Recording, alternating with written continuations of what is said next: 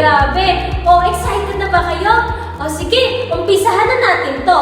Pero bago yan, kakanta muna tayo. At tinatawagan ko si Teacher Glycie. Tayo tayo? Ayan, hello mga bata! Tayo ngayon ay kakanta. So sa tingin nyo, ano kaya yung kanta natin ngayong araw na to? Parinig niya? Ayan, sasabihin ko na nga sa inyo. Sabay-sabay tayong kumanta ha! Ang title ay This Little Life of Mine. So tara, tumayo tayong lahat. O, sabay-sabay tayo lahat. This little light of mine, I'm gonna let it shine. This little light of mine, I'm gonna let it shine. This little light of mine, I'm gonna let it shine. Let it shine, let it shine, let it shine. Tayo!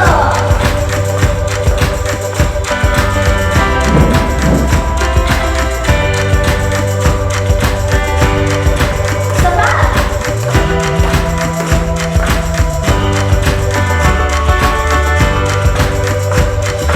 This little light of mine, I'm gonna let it shine. This little light of mine, I'm gonna let it shine. This little light of mine, I'm gonna let it shine. Let it shine, let it shine, let it shine. Jesus is the light, I'm gonna let him shine. Jesus is the light, I'm gonna let him shine. Jesus is the light, I'm gonna let him shine. Let him shine, let him shine, let him shine. Nakakasunod ba kayong lahat?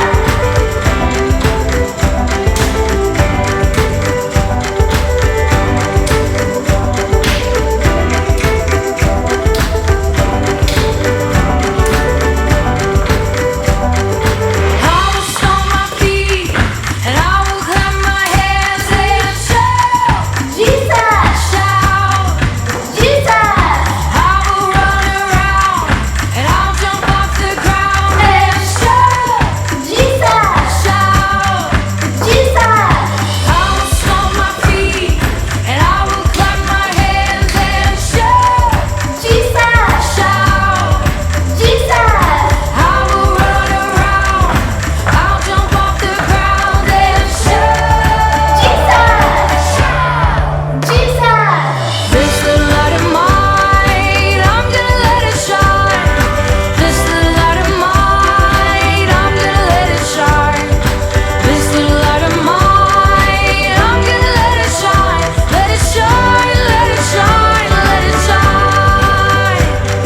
And I will stomp my feet, and I will clap my hands and shout, Jesus! shout. Jesus! I will run around, and I'll jump off the ground and shout, Jesus! shout. Jesus! Jesus is the light, and I'm gonna let him shine. Jesus is the light, I'm gonna let him shine. Jesus is the light, I'm gonna let him shine. Let it shine, let him shine, let it shine. Let it shine, let it shine, let it shine. Let it shine, let it shine, let it shine. Ayan! Galing niyo naman palang sumayaw at kumanta. Kaya, thank you sa inyong participation, mga bata! Grabe! Nabuhayan pa kayo doon? Nakakamiss naman yung pagsayaw at saka pagkanta natin.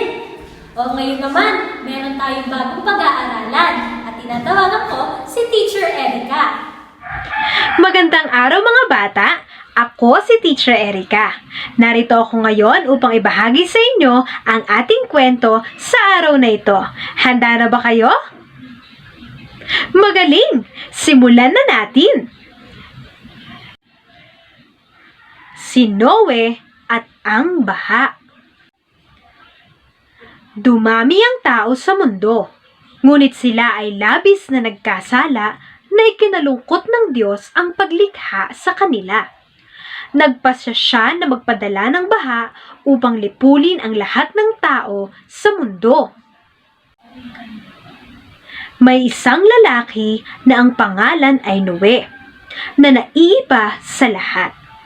Mahal ni Noe ang Diyos at sumusunod siya sa kanya. Pinili ng Diyos na iligtas si Noe at ang kanyang pamilya mula sa baha. Binigyan ng Diyos ng babala si Noe tungkol sa baha. Sinabihan niya ito na gumawa ng napakalaking arko na may mababang bubong, 3 palapag, 1 bintana at 1 pintuan. Sumunod si Noe at ginawa niya ito. Sinabi ng Diyos kay Noe na kumuha ng tig-2 uri ng hayop, 1 lalaki, 1 babae. Pagkatapos nito, si Noe, ang kanyang pamilya at ang mga hayop ay pumasok sa arko. Isinara ng Diyos ang pintuan nito. Umulan ng 40 araw at 40 gabi. Bumuhos ang tubig mula sa langit at tumaas ang tubig mula sa mga dagat at lawa. Kahit ang pinakamataas na bundok ay napasa ilalim sa mataas na baha. Samantala, si Noe, ang kanyang pamilya at ang lahat ng mga hayop ay ligtas sa loob ng arko at palutang-lutang sa tubig baha. Hindi kinalimutan ng Diyos si Noe kahit na isang sandali. Nagpadala ang Diyos ng malakas na hangin. Bumaba ang tubig at huminto ang arko sa bundok Ararat. Nagpakawala si Noe ng 1 kalapati. Nang ito ay hindi na bumalik, alam ni Noe na ito ay ligtas na. Nang matuyo na ang lupa, sinabi ng Diyos na sila ay lumabas na. Naglagay ang Diyos ng bahaghari sa kalangitan bilang isang pangako na hindi niya na muling pababahain ang buong mundo. Wow! Ang galing naman ni Lord sa buhay ng Bible character natin ngayon. Sino nga ba uli? Parinig? Tama! Si Noah ang ating pinag-aralan ngayon. Kaya naman, may simpleng ipapagawa si Ate Angge sa atin ngayong araw. Ate Angge, pasok! Hello mga bata! Katulad ng sinabi ni Ate Faye, meron akong simpleng ipapagawa sa inyo. Pero bago yon, kumuha muna tayo ng papel, lapis, at crayola. Okay, sige, kumuha muna kayo. I-pause nyo muna ang video na ito. Okay mga bata, nakakuha na ba kayo? Ganito lamang ang gagawin natin. Iguhit ninyo ang pinakapaborito ninyong eksena sa kwento ni Noah. Okay, tara na mag-drawing!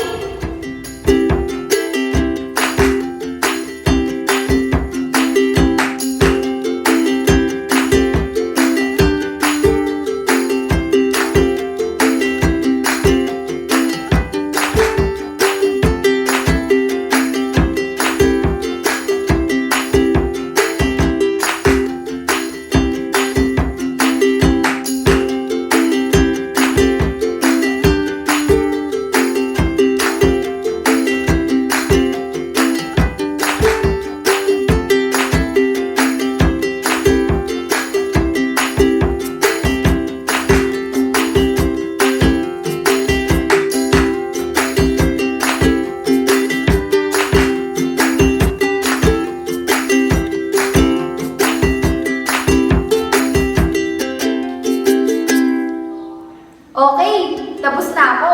Ito ang pinakapaborito kong eksena sa kwento ni Noah. Ito yung time na gumagawa pa lamang siya ng arko.